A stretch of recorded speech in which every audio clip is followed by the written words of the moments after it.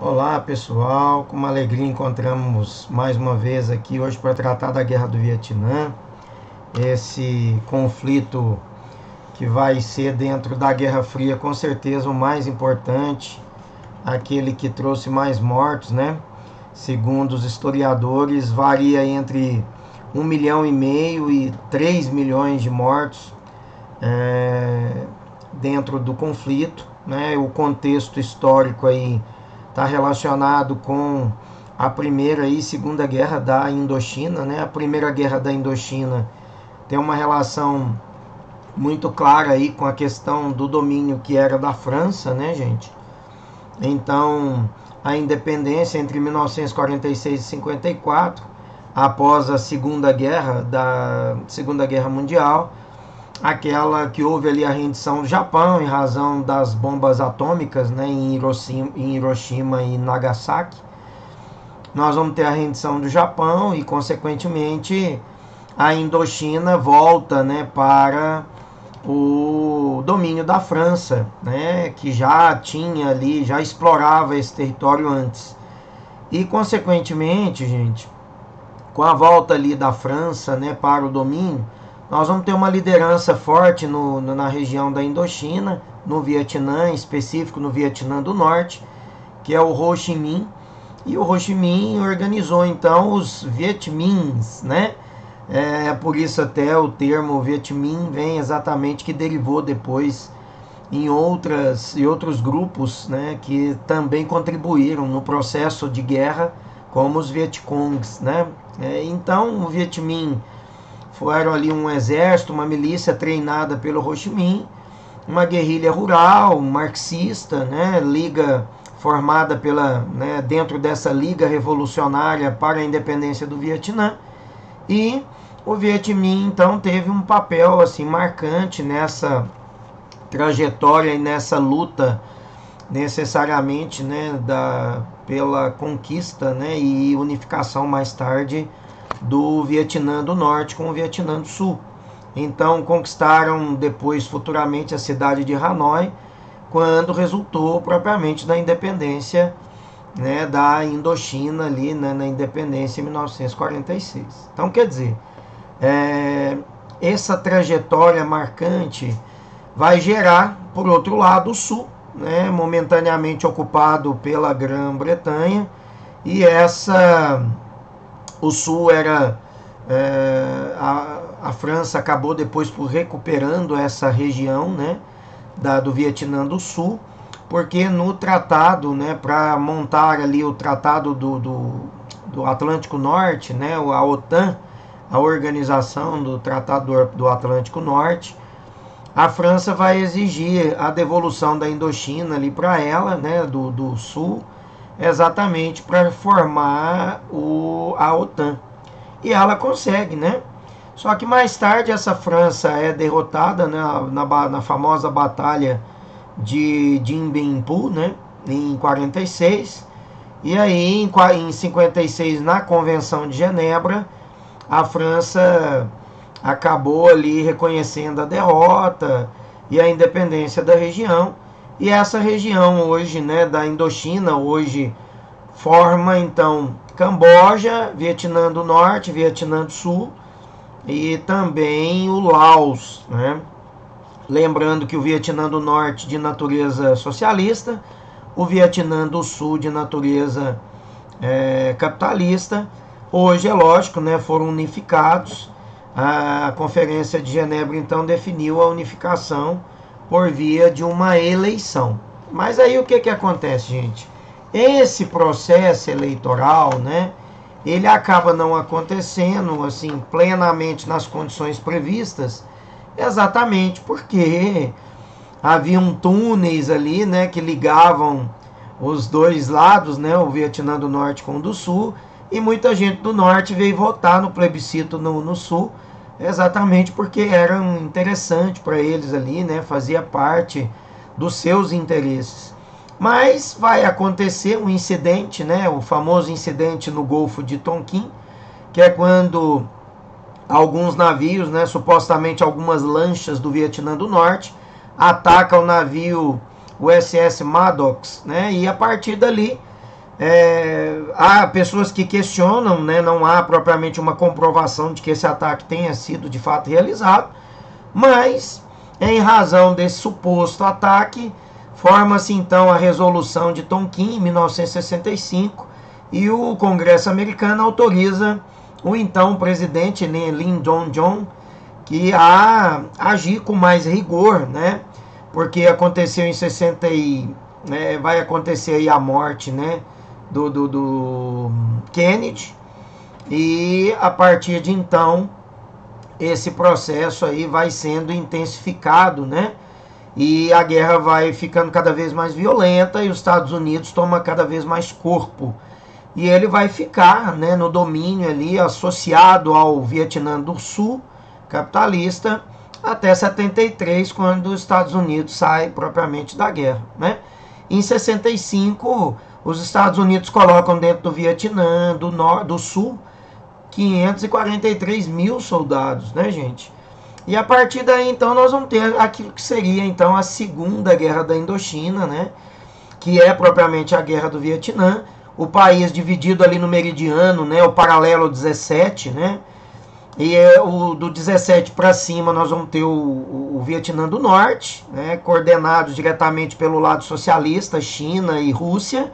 E o lado do Sul, né, controlados ou associados, né, propriamente aos Estados Unidos e Grã-Bretanha, né? O Norte governado pelo Ho Chi Minh e o Sul governado pelo Dinh Diem, né? E a partir daí, né, gente, os Estados Unidos então apoia o Sul, coloca diversos soldados. Nós vamos ter a morte do Kennedy em 68, o Lyndon Johnson assume, depois o Nixon. E dentro dessa trajetória aí, nós vamos ver a guerra cada vez mais violenta, né? A ponto de, mais tarde, a comunidade internacional repudiar os atos praticados pelos Estados Unidos dentro do Vietnã. E o uso, né, de bombas como a Napalm, o Agente Laranja.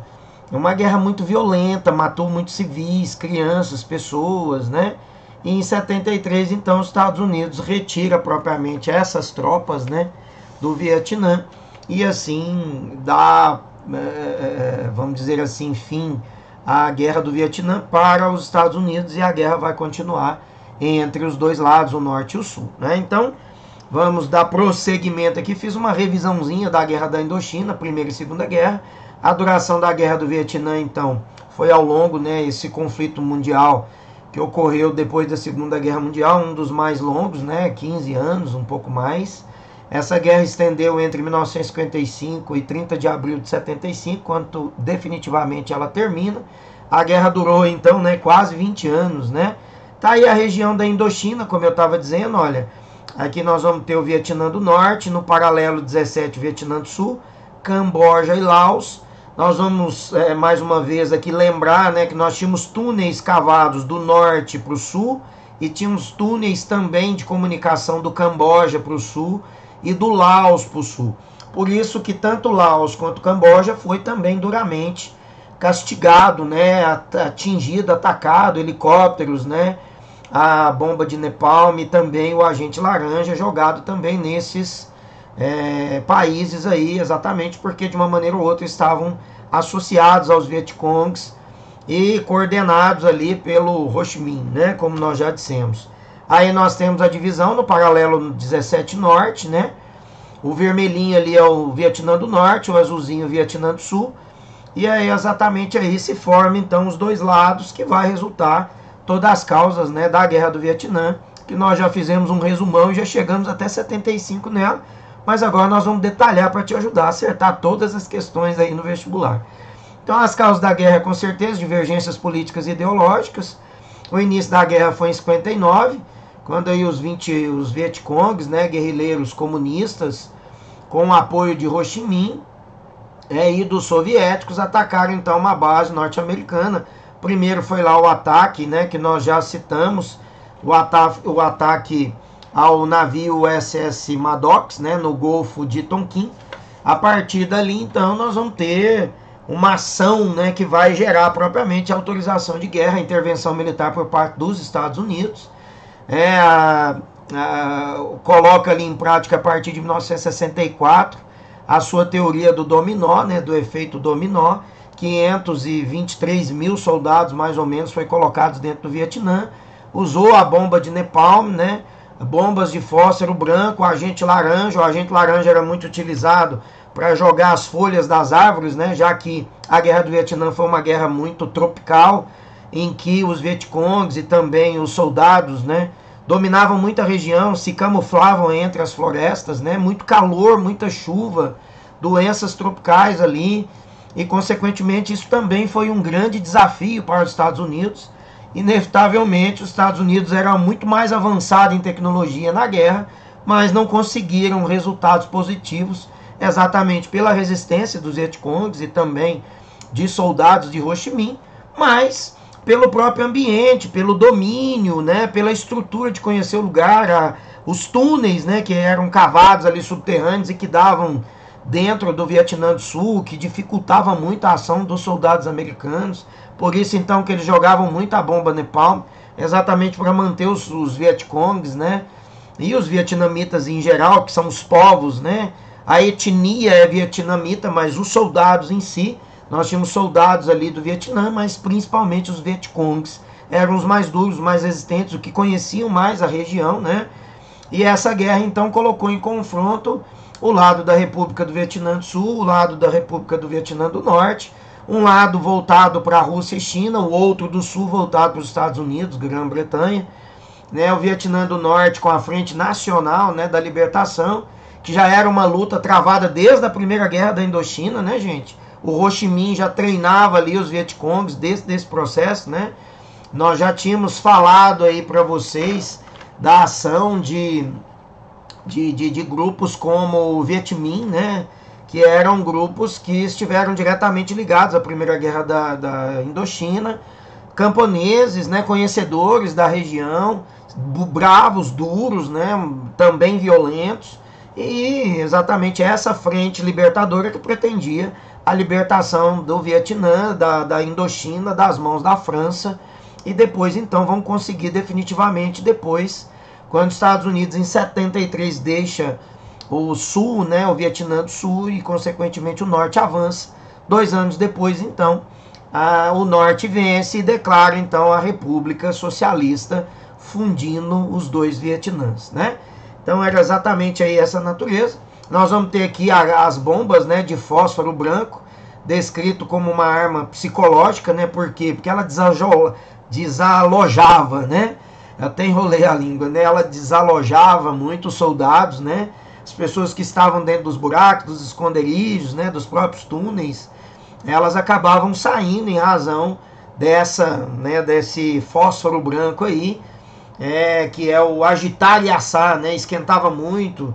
E a gente já vai ver cenas e fotos que demonstram como que o agente laranja e a bomba de fósforo branco foram decisivos, mas extremamente violentos contra a população vietnamita, né? Que não eram propriamente ligados à guerra, mas que tinham muito carinho pelos Vietcongs, protegiam os Vietcongs, dava guarida para os Vietcongs. Então os Estados Unidos acabaram atacando muitos desses vilarejos, e essa famosa foto aí de 72, né? A bomba de napalm e a queimadura no corpo das crianças. Essa menininha da famosa foto, né, hoje tem aí seus 53, 54 anos de idade, é uma ativista importante ainda dentro do Vietnã, né, marcou história, ficou marcada, ainda traz no seu corpo as queimaduras, né, dessa bomba jogada em 72, e é exatamente a violência. Isso demonstra a violência, né, a guerra violenta, a tecnologia, o uso do helicóptero, né? A primeira guerra que se usou helicóptero foi essa, né, do Vietnã. Então os Estados Unidos estava muito mais avançado no que diz respeito à tecnologia. Mas, no entanto, ele foi vencido pela opinião pública, pelo massacre que praticava. A comunidade internacional já reprovava duramente, né, o papel dos Estados Unidos dentro do Vietnã.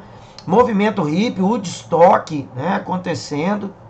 E toda essa pressão popular da própria população americana, mais a comunidade internacional, mais a ONU, e mais toda a repercussão jornalística, né, da ação, da atuação dos Estados Unidos na guerra do Vietnã, acabou inevitavelmente tirando os Estados Unidos da guerra, né, abrindo mão dessa guerra em 73. Ele não venceu, e a gente pode até considerar que, na verdade, ele desistiu, ele foi derrotado apesar de tantas atrocidades, ele não conseguiu avançar e destruir os Vietcongs, né? Então, nesse caso em específico, o socialismo acabou saindo-se bem, montou, né, a República Socialista do Vietnã, né? Então, essa foi a Primeira Guerra, como eu já disse, que usou aí os helicópteros. A foto está um pouquinho deformada, exatamente porque é uma foto muito antiga, né, gente? A foto aí dos helicópteros, né, dos exércitos americanos, bombardeando os Vietcongs aí nas florestas, né, nas matas, em campo aberto. É por isso também que eles usavam muito, os aviões lançavam o agente laranja, né, esse gás que jogava as folhas das árvores. E a gente sabe que a radiação, né, desse gás, a radiação desse pó, desse agente laranja, traz marcas duras, né, para a população do Vietnã até os dias atuais, né? Então tá aí mais outra foto em que eles jogavam, os aviões, né, jogavam o agente laranja sobre as florestas para jogar as folhas no chão e automaticamente mostrar aí os soldados, né, a camuflagem dos Vietcongs para que os Estados Unidos pudessem usar os helicópteros para metralhar de cima, né? E isso foi uma tática muito usada. Aí nós temos fotos que não são nem um pouco gostosas de ver, né, gente? A gente vê pessoas degoladas, nós vamos ver crianças em chama, exatamente provocada pela bomba Napalm. Nós vamos ter a quantidade de pessoas mortas, né, gente? Cerca aí de 3 milhões de mortos, né? Vai ser apontada muita gente. Os Estados Unidos teria colocado aí no Vietnã quase 1 milhão de soldados, né? Muita gente empilhada, morta pela violência, muito civil, né? Muito vietnamita morto que não era propriamente envolvido na guerra, mas foram destruídos, mortos, vilarejos todos explodidos, né? Exatamente porque de uma maneira ou outra davam conforto, davam guarita, protegiam os Vietcongs, e os Estados Unidos então agiam com violência contra esses povos, né? E de modo geral essa guerra foi muito violenta. Aí nós seguimos com fotos trágicas, né, mostrando agora os efeitos do agente laranja, crianças deformadas, mulheres deformadas, né, porque pessoas sem as pernas, crianças que até hoje sofrem e padecem, né, com a ação violenta desse agente laranja.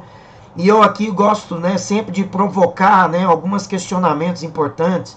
Eu vejo muita gente falando da violência, por exemplo, do Stalin. Eu vejo gente falando da violência até do Che Guevara, né, falando que os socialistas comunistas são violentos, tal. Mas eu não vejo gente questionando a ação violenta do país capitalista, Estados Unidos, provocando esse tipo de coisa em pessoas inocentes. Eu não vejo as pessoas criticando com a mesma ênfase, né, os efeitos quando a gente olha para esse quadro de deformação, de queimaduras, de violência, de transtorno, que faz a gente chorar quando observa essas cenas. Então, não que os outros não tenham cometido erro, mas é importante que a gente ressalte que o capitalismo e que a ação do capitalismo, a brutalidade para se manter os efeitos do capitalismo, da ação do capitalismo na Guerra Fria, também provocou, matou e deformou e trouxe, e ainda temos muita gente que ainda sofre, padece com esses efeitos danosos, como essas fotos que estão aqui escancaradas na nossa frente, para chocar a nossa visão e exatamente a gente entender que dentro desse processo, o lado considerado bonzinho, né, da guerra também cometeu diversas atrocidades, a ponto de Hollywood ter que fabricar vários filmes para recontar uma guerra do Vietnã, mostrando os Estados Unidos como vítima, como bonzinhos, como mocinhos. O Rambo que vai lá trazer os soldados que ficaram presos juntos aos algozes, né? Então, quer dizer, essa é a versão que a gente comprou de Hollywood, e muita gente tem uma visão romântica, né? Defendendo o lado capitalista, condenando o lado ali socialista, né? Mas olha só os efeitos daquilo que os Estados Unidos utilizou como armas químicas nessa guerra do Vietnã, uma das mais violentas e que mais matou gente. Olha aí, olha a forma, olha tanto bebezinhos sem perninha, né, crianças sem os braços, crianças que não andam, várias deformações nos corpos, né, gente? Essa é a realidade do uso do famoso agente laranja, né, que foi soberbamente utilizado pelos Estados Unidos durante a guerra do Vietnã. Tá aqui, ó, aqui é uma foto que mostra o efeito do gás laranja, olha. Ele joga todas as folhas, né, as folhagens das florestas no chão, e aí vai mostrar os soldados que estavam aqui camuflados para que eles pudessem atirar de cima, né, dos helicópteros aqui, ó. Tá vendo como é que é? Os dois lados, ó, mostram o lado da floresta, exatamente como fica depois que jogam os gases laranjas, né? As consequências sociais, então. Já vimos aquelas fotos, né, extremamente chocantes, mas a guerra foi responsável aí por morte de cerca de entre 2 e 3 milhões de pessoas, 3 a 5 milhões de feridos inválidos, centenas de milhares de crianças órfãs, além de 12 milhões de refugiados. O agente laranja, né, lançado pelos Estados Unidos de 62 a 71, ele foi usado para desalojar os guerrilheiros, tirar ele de dentro das matas, né, acabar com a camuflagem para que pudesse usar os helicópteros, né, atirando de cima, mas trouxe infinitos danos até os dias atuais, né. Nós temos um documentário aí na Netflix que mostra os efeitos, né, desses gases hoje, né, como estão hoje crianças, jovens, adolescentes, né, idosos no Vietnã em razão do uso desses gases que os Estados Unidos fizeram, da bomba Napalm também. Então, hoje em dia ainda, né, milhares de vietnamitas ainda sofrem com as graves consequências deixadas pelo agente laranja, abortos, casos de câncer, deformação no corpo, né, mutilações, artefatos explosivos que ainda explodem, né, e mutilam pessoas, né, arrancam pernas. A guerra terminou, mas continua, né, matando por causa das mutações genéticas, das pessoas que foram aí contaminadas, né, durante a guerra, por 72 milhões, né, de litros de produtos químicos que foram jogados no Vietnã, né, em Laos e também no Camboja, né. Muito violento a guerra. As consequências econômicas: a guerra arrasou campos agrícolas, destruiu casas, vilas, né, provocou prejuízos econômicos gravíssimos no Vietnã, com custo aí de mais de 200 bilhões de dólares, né? Um país que já é muito pobre tornou-se um país miserável, e a gente ainda escuta muitas das vezes as pessoas falando que o que tornou esse país miserável, caótico, é exatamente o socialismo, né? A República Socialista, que pode ter sim seu papel de culpa, né, gente? Ninguém aqui é inocente, e eu também não estou aqui defendendo o socialismo, né? Mas eu estou aqui chamando a atenção que depois dessa devastação deixada pelos Estados Unidos, dificilmente esse país poderia recuperar, né, gente, de uma maneira rápida, com aquilo que tem, com todos os bloqueios que possui, com as consequências danosas, com todos os efeitos químicos, né, que tiveram ainda no seu povo, e ainda com as bombas que explodem, né, em razão de várias armadilhas feitas dentro da floresta pelo exército americano. Então nós temos aí cidades que explodiram, consequências de cidades que tiveram que ser reconstruídas, né? A bomba Napalm que queimava todo mundo, queimava crianças, né? Como consequências políticas, nós vamos ter o norte, né, governado pelo Ho Chi Minh, o sul governado pelo Dinh Diem, e automaticamente depois, né, com o fim da guerra, nós vamos ter a fusão e a criação de uma única república, né? O Conselho de Segurança da ONU nem sempre, né, cumpriu com seu objetivo. Em 63, ele não conseguiu evitar a entrada dos Estados Unidos nessa guerra, e, portanto, o saldo negativo de tantas mortes, de tanta violência, né, de tantas consequências danosas, inclusive nos dias atuais, é exatamente por conta do número de bombas que os Estados Unidos jogaram sobre a cabeça desses vietnamitas, né? Um bombardeiro aí norte-americano bombardeando as cidades do Vietnã do Norte em dezembro de 72, e essas bombas de Napalm, ou bombas de fósforo branco, né, gente? Nos anos 70 nós vamos ter os movimentos pacifistas, os protestos contra a guerra, 1 milhão de pessoas perdem paz, reivindicam a saída dos Estados Unidos do conflito, a pressão já, né, dos Estados Unidos com a nova eleição que aconteceu, que elegeu depois o Nixon. Nós vamos ter já um Congresso formado muito mais, né, por democratas, né, e eles vão forçar a saída também dos Estados Unidos, mais a opinião pública, mais a ONU, mais movimentos pacifistas, né, e que vai forçar os Estados Unidos aí em 73 a acabar deixando a guerra, né. Então, sem o apoio popular, com várias derrotas seguidas, com um saldo de mortes negativas de tantas atrocidades praticadas pelos Estados Unidos dentro do Vietnã, Camboja e Laos, os Estados Unidos, né, de uma maneira muito vergonhosa até, acaba cedendo ao Acordo de Paris, que previa o cessar-fogo.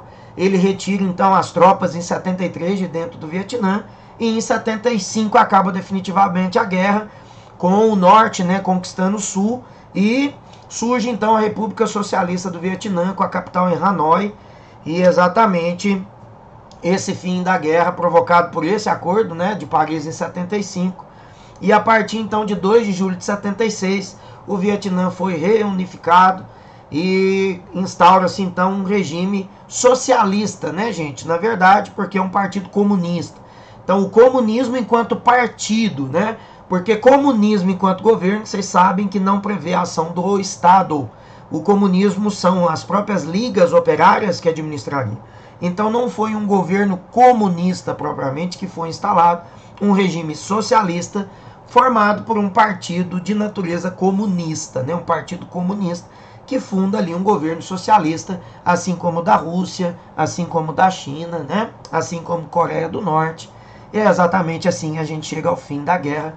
Eu me despeço de vocês, espero que eu tenha contribuído com esse resumão e que vocês possam aprender um pouquinho mais. Um grande beijo, muito agradecido pela presença.